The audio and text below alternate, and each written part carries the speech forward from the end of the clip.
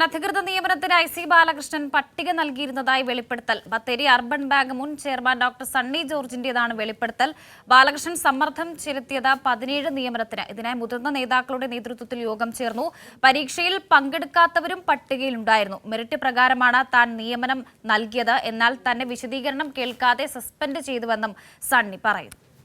നമ്മൾ പേപ്പറിൽ അഡ്വർടൈസ് ചെയ്ത് ഒരു സബ് കമ്മിറ്റി ഫോം ചെയ്ത് ഒരു എക്സ്റ്റേണൽ ഏജൻസീസിനെ കണ്ടുപിടിച്ച് അവരെ ഏൽപ്പിച്ച് എക്സാം നടത്തി അവർ തരുന്ന റാങ്ക് ലിസ്റ്റിൽ നിന്നാണ് നമ്മൾ അപ്പോയിന്റ്മെന്റ് നൽകുക. അന്ന് 3 PUനും 3 വാച്ച്മാനും വേണ്ടിയിട്ടാണ് നമ്മൾ ലിസ്റ്റ് പബ്ലിഷ് ഇത് കൊടുത്തത്.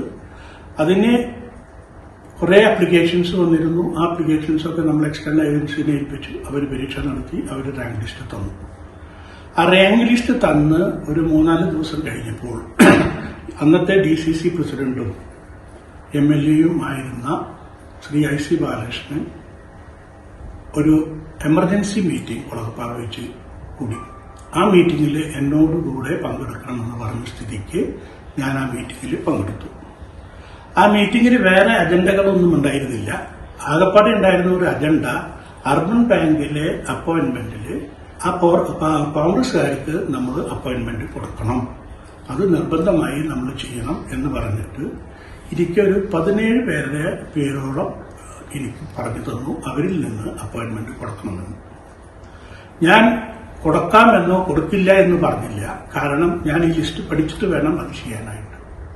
ഞാൻ വന്ന് ആ ലിസ്റ്റ് നോക്കുമ്പോൾ നമുക്ക് ഒരു കാരണവശാലും അതിലെ ആർക്കും അപ്പോയിന്റ്മെന്റ് കൊടുക്കാൻ പറ്റാത്ത സ്ഥിതിയായിരുന്നു. കാരണം എല്ലാവരും റാങ്കിൽ വളരെയധികം പിന്നോക്കായിരുന്നു. അതുപോലെ തന്നെ 1-2 പേർ ലിസ്റ്റിലും ഉണ്ടായിരുന്നില്ല. അപ്പൊ അവർക്ക് അപ്പോയിന്റ്മെന്റ് കൊടുക്കാൻ പറ്റാത്ത കാരണം അന്നത്തെ സഹകരണ ഇതിലെ കൺവീനറായിരുന്ന ശ്രീ PV ബാലചന്ദ്രന്റെ അടുത്ത് ഞാൻ പറഞ്ഞു, ഇങ്ങനെ എനിക്കൊരു ലിസ്റ്റ് തന്നിട്ടുണ്ട്, അതിൽ നിന്ന് അപ്പോയിന്റ്മെന്റ് കൊടുക്കണമെന്നാണ് പറയുന്നത്. ഇത് നോക്കിയപ്പോൾ ഒരാൾക്കും കൊടുക്കാൻ പറ്റില്ല. അതുകൊണ്ട് എനിക്ക് ഇത് മുന്നോട്ട് കൊണ്ടുപോകാൻ സാധിക്കില്ല. നിങ്ങൾക്ക് വേണമെങ്കിൽ എന്നെ ചെയർമാൻ സ്ഥാനത്ത് മാറ്റി തൽക്കാലം എപ്പോഴായാലും വേറൊരു ചെയർമാനെ അപ്പോയിന്റ് ചെയ്തിട്ട് നിങ്ങൾക്ക് അപ്പോയിന്റ്മെന്റ് കണ്ടിന്യൂ ചെയ്യാമെന്ന് പറഞ്ഞു.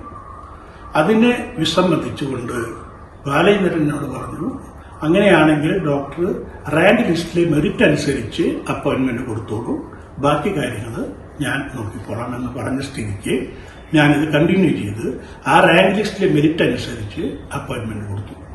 ആകപ്പാട് ഞാൻ ചെയ്ത തെറ്റ് എന്താണെന്ന് എനിക്ക് തോന്നുന്നത്, KPCCയുടെ മുമ്പിൽ അവർ പറഞ്ഞ ലിസ്റ്റിൽ നിന്ന് ഞാൻ ആളുകളെ കയറ്റിയില്ല എന്നുള്ളതാണ് എൻ്റെ ഒരു തെറ്റ്. അതിന്റെ പ്രതിഫലമായിട്ട് അവർ എന്നെ സസ്പെൻഡ് ചെയ്തു. ഇതാണ് ഇവിടെ നടന്ന സംഭവം.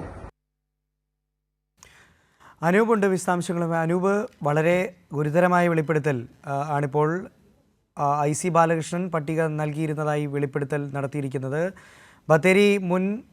ബത്തേരി അർബൻ ബാങ്ക് മുൻ ചെയർമാൻ ഡോക്ടർ സണ്ണി ജോർജിൻ്റേതാണ് വെളിപ്പെടുത്തൽ. എന്തൊക്കെയാണ് വിവരങ്ങൾ? ബത്തേരി അർബൻ ബാങ്കിലെ നിയമന അഴിമതിയുമായി ബന്ധപ്പെട്ട് നമുക്ക് മുന്നിൽ ഇതുവരെ ഉണ്ടായിരുന്നത് ഇത് സംബന്ധിച്ചുള്ള ചില ധാരണ ഉടമ്പടികളും അതോടൊപ്പം ഇതുമായി ബന്ധപ്പെട്ട ചില KPCC നേതൃത്വത്തിന് NM വിജയൻ നൽകിയ കത്തുകളും മറ്റുമായിരുന്നു. എന്നാൽ അതിന് പിന്നാലെ ചില വെളിപ്പെടുത്തലുകൾ കൂടി, തുറന്ന വെളിപ്പെടുത്തലുകൾ കൂടി പുറത്തു വന്നു. ആ വെളിപ്പെടുത്തലുകളിൽ IC ബാലകൃഷ്ണൻ നേരിട്ട് പണം വാങ്ങിയതായി, അല്ലെങ്കിൽ IC ബാലകൃഷ്ണൻ ഉൾപ്പെടുന്ന DCC നേതൃത്വം നിയമനങ്ങൾക്കായി പണം വാങ്ങിയതായിട്ടുള്ള വെളിപ്പെടുത്തലുകൾ കൂടി പുറത്തു വന്നു. കഴിഞ്ഞ ദിവസം ഐസക് താമരശാലി എന്ന കോൺഗ്രസ് പ്രവർത്തകൻ തന്നെ അത് സാധൂകരിക്കുന്ന വിധത്തിൽ വലിയ വെളിപ്പെടുത്തൽ നടത്തുകയുണ്ടായി. ഇപ്പോൾ ആ കാലഘട്ടത്തിൽ ബാങ്കിന്റെ ചെയർമാനായിരുന്നു, അതായത് ബത്തേരി സഹകരണ ബാങ്കിന്റെ 2021-22 കാലഘട്ടത്തിൽ ചെയർമാനായിരുന്ന വ്യക്തിയായ ഡോക്ടർ സണ്ണിയാണ് ഇപ്പോൾ ഇത് സംബന്ധിച്ചുള്ള കൂടുതൽ വെളിപ്പെടുത്തലുകൾ നടത്തിയിരിക്കുന്നത്.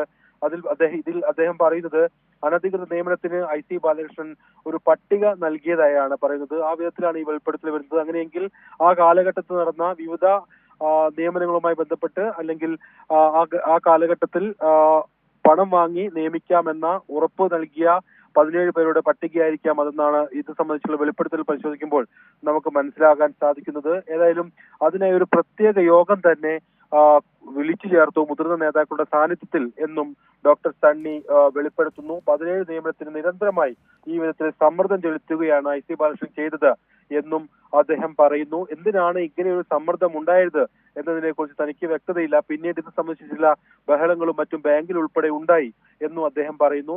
ഏതായാലും ഈ പരീക്ഷയിലോ അല്ലെങ്കിൽ ഈ റാങ്ക് ലിസ്റ്റിലോ ഉൾപ്പെടാത്ത പല ഉദ്യോഗാർത്ഥികളും ഇദ്ദേഹം തന്ന ഈ പട്ടികയിൽ ഉണ്ടായിരുന്നു എന്നാണ് ഡോക്ടർ സണ്ണിയുടെ ഗൗരവവും ഗുരുതരവുമായ വെളിപ്പെടുത്തൽ.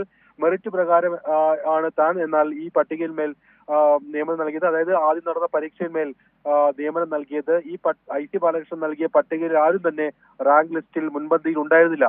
അതുകൊണ്ട് മെറിറ്റ് പ്രകാരം മറ്റുള്ളവർക്കാണ് ഈ നിയമനങ്ങൾ നൽകിയത്. ഏതാണ്ട് 6 നിയമനങ്ങൾ ആ വിധത്തിൽ ആ കാലഘട്ടത്തിൽ നൽകി എന്നും അദ്ദേഹം പറയുന്നു. അതെല്ലാം മെറിറ്റ് പ്രകാരമാണ് നൽകിയത്. എന്നാൽ തന്നെ അതിന്റെ പേരിൽ പിന്നീട് വലിയ രീതിയിൽ ക്രൂശിക്കുകയാണ് കോൺഗ്രസ് നേതൃത്വം ചെയ്തത്. പിന്നീട് ഈ അഴിമതി സംബന്ധിച്ച് KPCC നിയോഗിച്ച അന്വേഷണ കമ്മീഷനുണ്ട്.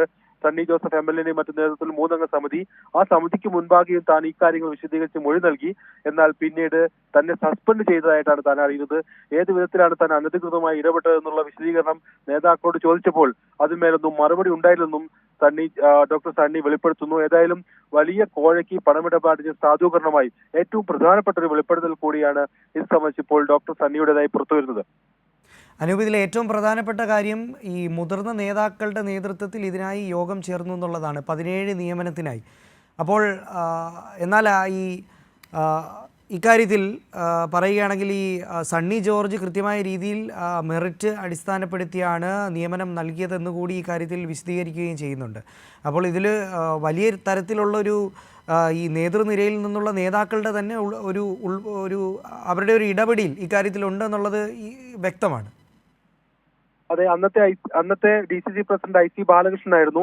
അതോടൊപ്പം DCCയിൽ മുതിർന്ന നേതാക്കൾ എന്ന് പറയുമ്പോൾ ആ കാലഘട്ടത്തിൽ ഉണ്ടായിരുന്ന പ്രധാനപ്പെട്ട നേതാക്കളായി തന്നെ നമുക്ക് കാണാം. അവർ കൂടി ഉൾപ്പെടുന്ന ഒരു പ്രത്യേക യോഗം ഇത്തരത്തിൽ അർബൻ ബാങ്കുകളിലെ കോൺഗ്രസ് ഭരിക്കുന്ന സഹകരണ ബാങ്കുകളുടെ നിയമനത്തിനായി വിളിച്ചു ചേർത്തു എന്നുള്ളതാണ് പറയുന്നത്. ആ യോഗത്തിന് ഒറ്റ അജണ്ട മാത്രമേ ഉണ്ടായിരുന്നുള്ളൂ എന്നും സണ്ണി ജോർജ് പറയുന്നു. ആ യോഗത്തിലേക്ക് തന്നെ വിളിച്ചു വരുത്തിയാണ് ഈ പട്ടിക നൽകിയത്. റാങ്ക് ലിസ്റ്റിൽ ഉണ്ടായിരുന്ന ചിലർ ഈ പട്ടികയിൽ ഉണ്ടായിരുന്നുവെങ്കിലും അവർ റാങ്ക് ലിസ്റ്റിൽ വളരെ പിന്നിലായിരുന്നു എന്നും അദ്ദേഹം പറഞ്ഞു. ഒരു തരത്തിലും അതുമായി ബന്ധപ്പെട്ട് നിയമനവുമായി മുന്നോട്ട് പോകാൻ തനിക്ക് കഴിയില്ലായിരുന്നു.